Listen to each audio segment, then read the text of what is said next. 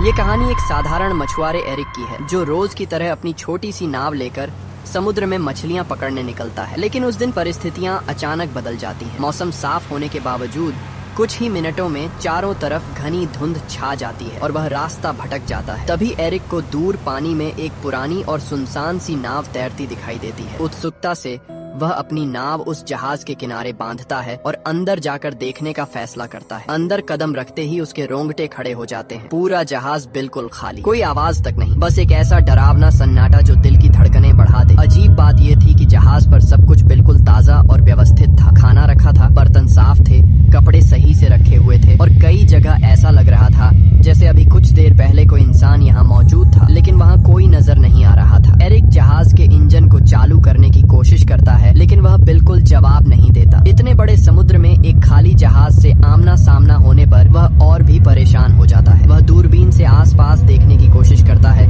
शायद कोई दूसरी नाव या मदद का संकेत मिल जाए, लेकिन धुंध इतनी घनी होती है कि कुछ भी दिखाई नहीं देता। आखिरकार वह कंट्रोल रूम में जाता है और रेडियो से मदद मांगने की कोशिश करता है। वह संदेश देता है कि यह जहाज समुद्र में फंसा है और किसी को उसकी आवाज सुनाई दे तो तुरंत जवाब दे। रेडियो पर मैसेज भेजने के बाद एरिक अपने जहाज की ओर लौटने के लिए डेक पर आता है, लेकिन जैसे ही नीचे देखता है उसका चेहरा सफेद पड़ जाता है। उसकी अपनी छोटी नाव वहाँ होती ही नहीं है, जबकि उसने उसे मजबूती से बांधा था। इतना ही नहीं, कुछ ही क्षण पहले तक फैला घना धुंध भी अचानक गायब हो चुका था और आसमान बिल्कुल साफ हो गया था। समय दोपहर का हो चुका था। उसे समझ नहीं आता कि यह सब कैसे और कब हुआ। अब उसके पास कोई दूसरा रास्ता नहीं था। वह वापस उसी रहस्यमयी जहाज में लौट जाता है और नक्शों के सहारे समझने की कोशिश करता है कि वह आखिर कहाँ पहुँच गया है। उसे जल्द ही एहसास होता है कि इंजन ठीक किए बिना यहाँ से निकलना असंभव है। वह पूरे जहाज में औजार ढूंढता है और घंटों की मेहनत के बाद इंजन को ठीक कर देता है। उसके लिए ये सबसे राहत भरा पल होता है, लेकिन समस्या अभी खत्म नहीं होती। वह फिर से रेडियो पर संपर्क करने की कोशिश करता है, लेकिन एक बार फिर कोई उत्तर नहीं मिलता। थका हुआ एरिक ऊपर की तरफ आता है और उसे अचानक पेशाब जाने की जरूरत महसूस होती है। आसपास कोई नहीं दिखता तो वह सोचता है कि जहाज के किनारे जाकर ही निपट लेता है, लेकिन जैसे ही वह किनारे पर खड़ा होता है अचानक कोई उसे जोर से धक्का दे देता है। वह सीधे समुद्र में गिर जाता है। तेज धार और हवा के दबाव में वह वापस ऊपर आने की कोशिश करता है, लेकिन बहुत मुश्किल से जहाज से लटकती रील को पकड़कर खुद को डूबने से बचा लेता है। हिम्मत करके वह धीरे धीरे खींचते हुए दोबारा जहाज पर चढ़ता है। अभी वह पूरी तरह संभला भी नहीं था कि दोबारा नीचे टॉयलेट जाने उतरता है। तभी अचानक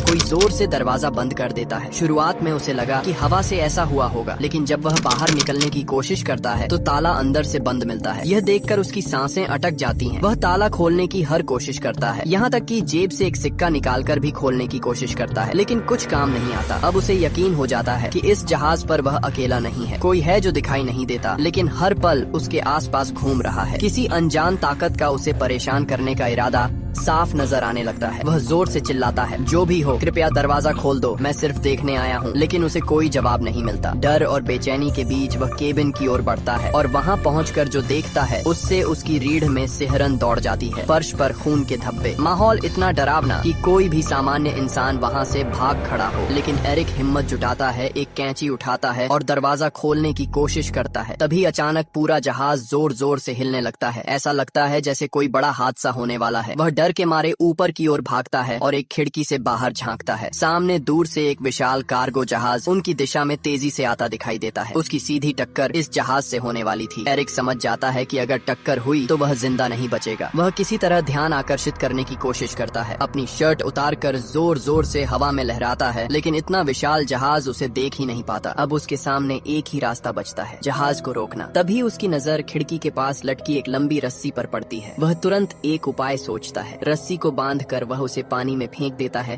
ताकि जहाज की गति रुक जाए, लेकिन उल्टा मुसीबत और बढ़ जाती है। रस्सी इंजन के ब्लेड में फंसकर अंदर की ओर खींच जाती है और उसका फंदा सीधा एरिक के गले में लिपट जाता है। जोर की खींच से उसकी सांसें रुकने लगती हैं। हालांकि आखिरी पल में वह एक औजार से रस्सी काटकर खुद को किसी तरह बचा लेता है। रस्सी से गला जकड़ जाने की घटना के बाद एरिक की गर्दन पूरी तरह लाल पड़ चुकी थी। उसका दम घुट चुका था और वह लगभग मर ही गया था। लेकिन आखिरी क्षण में उसने अपनी बची हुई ताकत जुटाकर खुद को उससे छुड़ा लिया। इंजन में रस्सी फंस जाने से नाव की रफ्तार अचानक धीमी हो गई, पर यह राहत बस कुछ ही पलों की थी, क्योंकि सामने से आते विशाल कार्गो जहाज ने बिल्कुल भी रुकने के संकेत नहीं दिखाए। कुछ ही सेकंड में उस भारी जहाज ने उसकी नाव को जोरदार टक्कर मारी। ये टक्कर इतनी भयानक थी कि पूरा छोटा जहाज हिल उठा और एरिक फर्श पर जा गिरा। उसके सिर में गहरी चोट लगी और तुरंत बेहोशी छा गई। जब कुछ देर बाद उसे होश आया तो उसने खुद को फिर उसी बाथरूम में पाया जहां अब पानी लगभग उसकी गर्दन तक भर चुका था। लेकिन जो बात उसे सबसे ज्यादा भयभीत करती थी